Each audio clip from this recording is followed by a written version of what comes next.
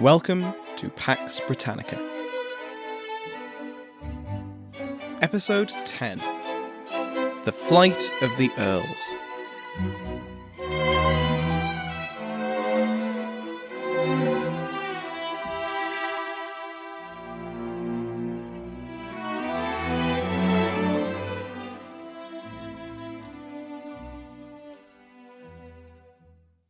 Welcome back to Pax Britannica. Last week we covered three major plots against James's reign and life. The main and byplot, orchestrated within the first few months after Elizabeth's death, and the gunpowder plot, which was famously foiled on the 5th of November, 1605. James was surprisingly merciful to those connected with these conspiracies, with more than a few conspirators simply being exiled or imprisoned. The traitor's death was handed down for the ringleaders, though, and the imprisonment of figures like Sir Walter Raleigh and Henry Percy, Earl of Northumberland, would last for more than a decade. The failure of these plots, even at the last minute as the gunpowder plot was, must surely have been something of a confidence boost for the new triple monarch. Despite the claims and efforts of the conspirators, his subjects did not rise up en masse to overthrow him. That did not mean, however, that they were all compliant and overwhelmingly supportive of the royal will. As we covered 2 episodes ago, James's governing style was a marked contrast to that of Elizabeth. Similarly, the preponderance of Scots at court further strained relations between the king and his English subjects. The problem of Parliament is one that will dog the rest of James's reign, and come to a violent head during his son's, pun not intended. As David Smith, Fellow of Selwyn College, Cambridge, writes, quote, "No aspect of James I's kingship reveals his paradoxical blend of strengths and weaknesses, of wisdom and misjudgment, more plainly than his relations with his English parliaments. On the one hand, his understanding of the nature of the institution and his capacity to diffuse tension and controversy deserve much more credit than they have often received. But on some occasions, he had himself sparked off those controversies. Again, as we saw in episode 8, James was very keen on the idea of further political union between his kingdoms. The 1604 parliamentary session saw the tacit acceptance of a commission to look at integration, but that was the limit of the parliamentarians' support. They refused to agree to James's adoption of the title of King of Great Britain, despite his efforts, and James interfered with parliamentary procedure, stepping in when a dispute arose over an MP's election and ordering that a new ballot be taken. Sensible, perhaps, but this was not the way Parliament operated. In a speech, James had described Parliament's rights as a gift granted by his ancestors. The meaning inferred by the Commons was that said rights were therefore liable to be revoked.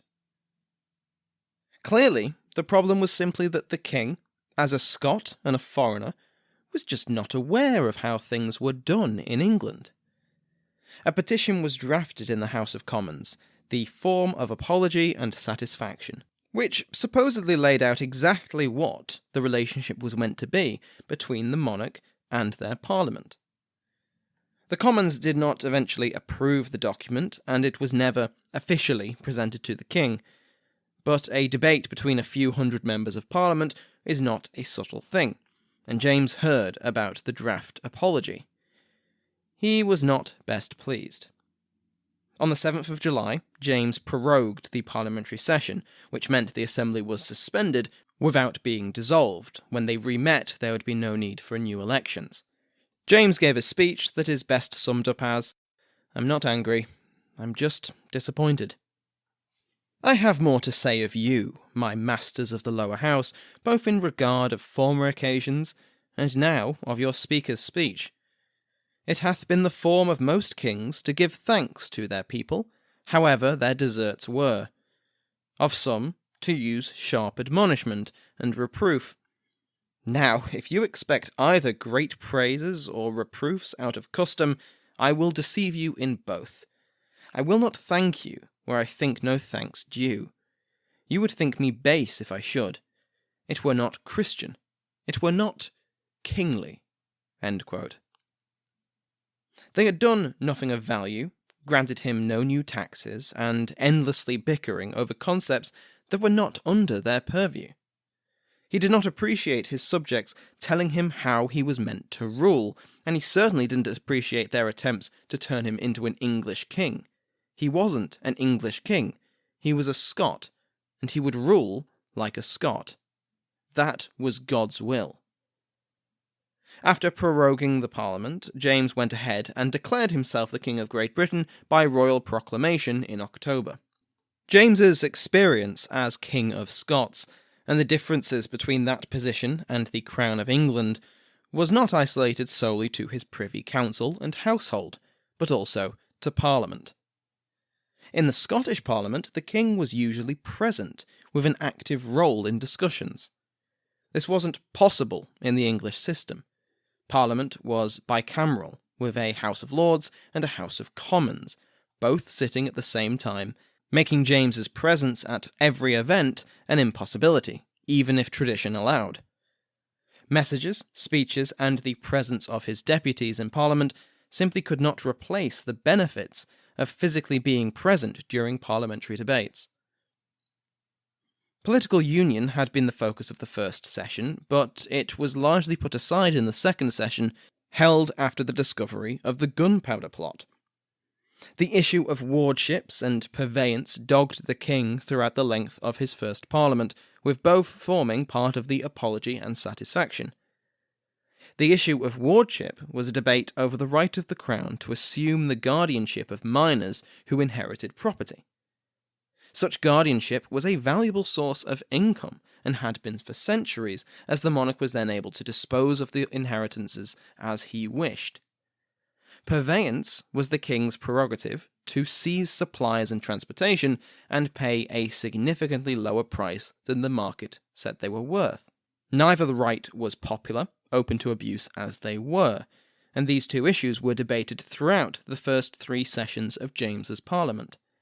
The proposal to exchange these crown rights for a lump sum and regular stipend came to a head in the final session of James's first Parliament in 1610, which we will return to in a future episode. In the meantime, James and his court were able to wrangle some additional subsidies from Parliament. The discovery of the Gunpowder Plot led to a rush of support for the king, and the grant of some additional income. But, perhaps surprisingly, the fact that they had only avoided being blown to kingdom come through the actions of royal agents did not lead to long-lasting sympathy for the crown. One of the concerns of the Commons was the king's vast expenses. His generosity during his arrival into England, which had caused such consternation at the time, had continued for the next few years. Despite claiming in 1607 to have reined his spending habits in, Parliament was reluctant to indulge him. Crown debts rose from £100,000 in 1603 to £600,000 in 1608, but this was not solely James's fault. His personal revenues had steadily declined, and he struggled to live of his own. As Smith puts it, quote, "James was a genuinely needy king who was extravagant, and unfortunately his extravagance made the Commons more reluctant to acknowledge his genuine needs." End quote. With the beginning of the third session of Parliament, lasting between November 1606 and July 1607, James's pet project once more comes to centre stage. The Royal Commission, established to consider detailed proposals of union, gave their report and proposed cooperation in 3 areas: trade, laws, and naturalisation of subjects, which James reiterated in a speech in March 1607. He pointed out that an earlier union, that of Wales, was an example of the benefits of union. Quote, "Do you not gain by the union of Wales? And is Scotland not greater than Wales?" End quote. In this, James seems to have missed the point. Wales was annexed into England. English custom, language and law replaced their native Welsh counterparts. James was not suggesting the same treatment of Scotland, which may have gone over much better. Instead, Scotland would become an equal partner, or at least join with England on much more generous terms. The aim of naturalisation had previously been discussed by Parliament, who split Scottish subjects into two groups. The post-natty were those Scots born after James was declared King of England and Ireland in March 1603. The anti-natty were those born before this date. James hoped to do away with this division, like so many others, and, like so many others, he would be disappointed. He declared to Parliament, quote, "All you agree that they are no aliens, and yet you will not allow them to be natural." End quote. The opposition of the House of Commons, outlined by Smith, was threefold. Firstly, it was feared that reducing trade barriers would damage the English economy, and as the Commons was made up of gentry and merchants, this naturally clashed with their interests. The second was on the issue of naturalisation. Removing the distinction between Scot and Englishman would, it was feared, allow a horde of ravenous, greedy Highlanders to rush into England, draining the English of their prosperity and receiving disproportionate favour from the Scottish king. The third was rooted in the supremacy of the English Parliament. Unity of laws seemed to suggest the merger of Scottish and English laws, which was simply not acceptable. The one compromise the English Parliament was willing to accept was the removal of openly hostile laws against Scots. By the end of the third session, James had largely accepted that union, through parliamentary statute, which would have been the most effective method of bringing about reform, was dead in the water. Such reforms that were implemented were often conducted outside of parliamentary process. James had slight changes to the Scottish Kirk made, and introduced justices of the peace to Scotland. He had ordered a combined flag to be flown from all royal and merchant ships in 1606, a merger of the crosses of St Andrew and St George. This was the first rendition of the Union flag, better known as the Union Jack, without the second red saltire of St Patrick, which was only gained after the Kingdom of Ireland was merged with the Kingdom of Great Britain 200 years later. The Union flag would remain limited to the sea, and the St George's and St Andrew's crosses would remain the primary signs of both kingdoms of Britain until 1707.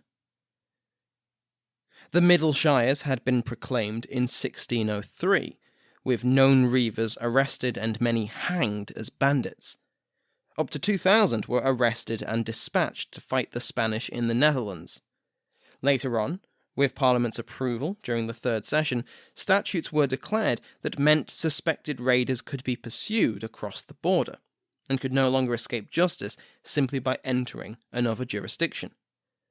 Their fates, once caught, were usually execution or transportation, either to elsewhere in Britain, to wars on the continent, or to plantations in Ireland, or the new colony of Virginia. The topic of political union so far has only rarely involved England and Scotland. But this tale neglects the third constituency in James's great dream, the Emerald Isle. In Ireland, James saw an opportunity for a shared British endeavour, where English and Scots could cooperate in the civilization of these rebellious savages. However, much like his political efforts in Britain, James would find himself disappointed with the results. At the coronation of James in July 1603, Ireland had only very recently been pacified after the 9 Years' War, an uprising against English rule that lasted from April 1593 to March 1603, led by the Earl of Tyrone, Hugh O'Neill. This led to its other name, Tyrone's Rebellion, and as the Earls received significant Spanish backing, the war in Ireland is often considered a front in the undeclared Anglo-Spanish War.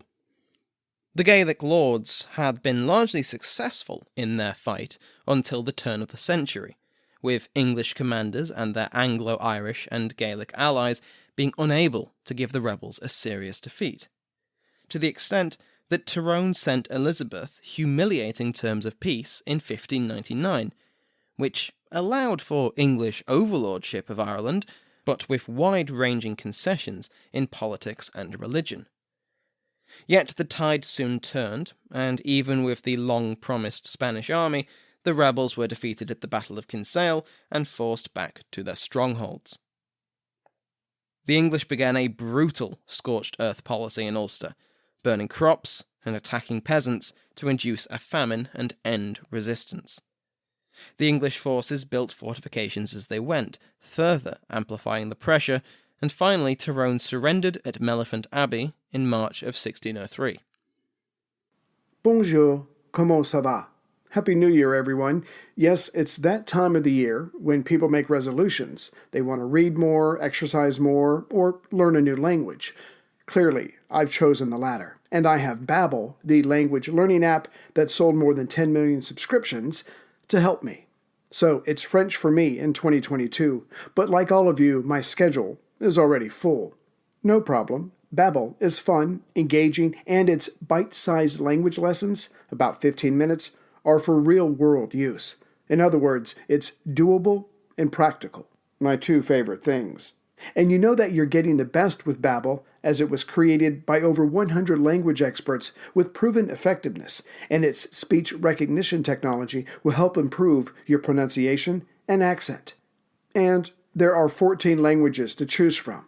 As I am a child at heart, I like Babbel's podcasts, games, stories, and videos, not to mention the live classes. But best of all, to put you at ease, there is a 20-day money-back guarantee. All reward, no risk. Start your new language learning journey today with Babbel. Right now, when you purchase a 3-month Babbel subscription, you'll get an additional 3 months for free. That's 6 months for the price of 3. Just go to Babbel.com and use promo code RecordedHistory. That's BABBEL.com, code RecordedHistory. Babbel language for life. As covered in episode 8, winning the war in Ireland had been incredibly expensive, and the Dublin government still had a large army to pay. The government in London began to steadily reduce the amount granted to their counterparts in Ireland, with the expectation that Ireland would simply pay for its own costs. The Irish government, headquartered in Dublin Castle, opposed this every step of the way. David Edwards of University College Cork argues that Dublin was actually able to hold its own against London's attempt to cut its budget. They pointed out that the pacification of the rebels had required the destruction of vast tracts of arable land and the deaths of tens of thousands of Irish taxpayers.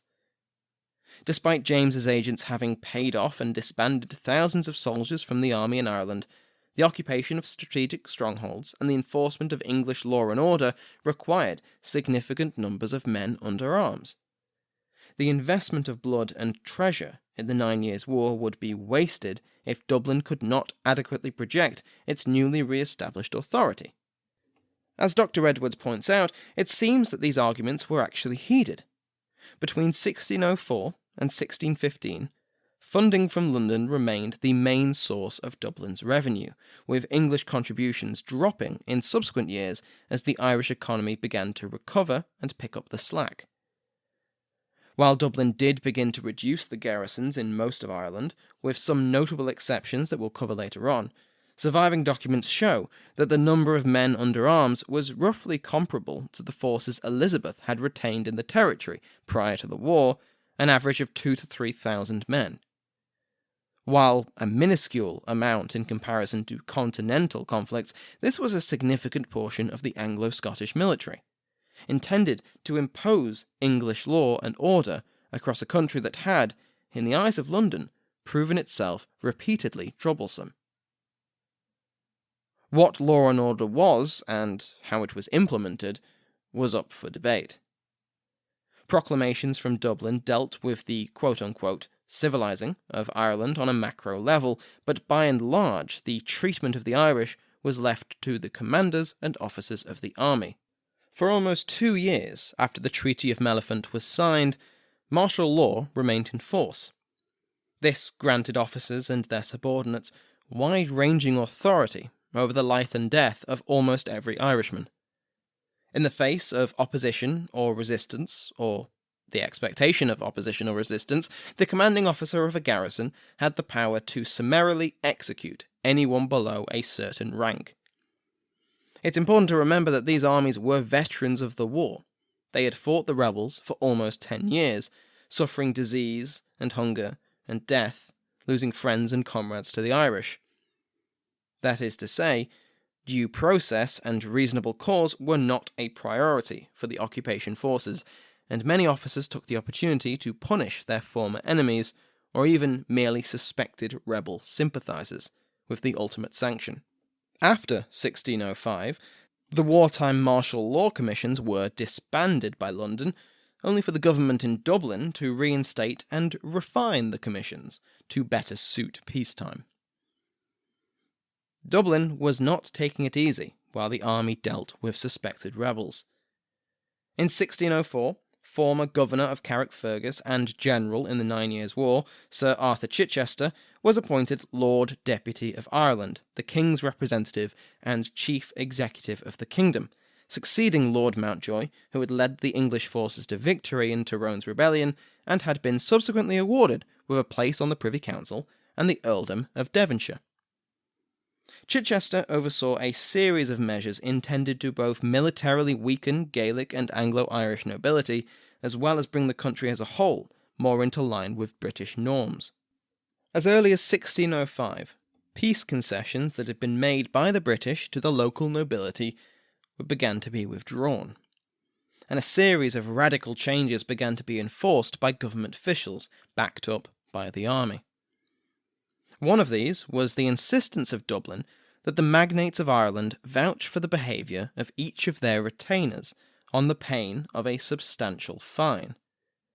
This had the expected outcome of many lords weighing the cost and benefit of their private armies and concluding it wasn't worth the potential financial ruin to keep on all of their men. These shed soldiers then faced some potentially terrible fates: death at the hands of the English occupation, whether their former lord had been in rebellion or not, as a native swordsman was always suspected by military commanders, or transportation out of the country. Chichester reported that between 1609 and 1614, at least 6,000, quote, disaffected Irishmen, end quote, had been deported to Scandinavia. But he implies that this was only the most recent update, and there had been many more. He also comments that many of those being taken from their homes were former allies of the crown. As we will touch on later, former allegiance to England was no guarantee of clemency. One of the most revolutionary reforms implemented by the Dublin government was over inheritance.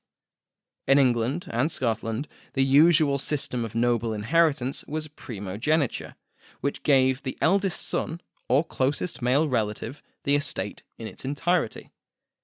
The traditional system in Irish territory was that of tanistry. Tanistry was an elective system. The lord would nominate a relative, not necessarily his eldest son or even his own child, to be his tanist and receive his patrimony. This allowed lords to avoid bequeathing their lands to undesirable heirs, be they young children who would fall victim to intrigue, or married daughters that would cause their territory to be inherited by their husbands. As we saw with the O'Neill, it could also be exploited, with powerful nobles forcing their relatives to name them their heir. These lands and networks of vassalage would remain held by a dynasty as a whole, which managed the territories through a combination of negotiation, bribery, threats of violence, and personal loyalty. In 1606, the practice of tanistry was declared void by Dublin. Primogeniture, in the English fashion, was now the inheritance system. This had been tried previously, during the Henrician administration, but the circumstances in Ireland and the military supremacy of the British greatly improved its results. This policy struck at these networks directly. heavily restricting the ability of Irish lords to maintain strong bases of power through the generations. Aside from the obvious benefit of weakening the Irish magnates, bringing Irish inheritance practices into line with their English hegemons yielded various secondary benefits, not least that now English law and English courts could oversee Irish property, and the further transformation of Irish society into something more palatable to the Britons. Yet government officials were not content to simply wait for natural inheritance to break up these large estates. The Commission for the Remedy of Defective Titles was established in order to travel across the countryside, escorted by the military to ensure compliance, persuading native landowners to redistribute their territories into clearly defined freeholds and tenancies, with the landowner then receiving a clear title to the property they now held under English common law. On paper, they now had a range of rights available to any subject of the king, and could resort to petitioning the crown.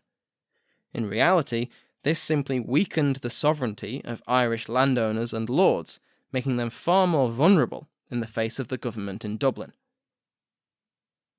Further striking at the native aristocracy, in March of 1605, the new Lord Deputy Chichester proclaimed that the people of Ireland were, quote, free, natural, and immediate subjects of His Majesty, end quote.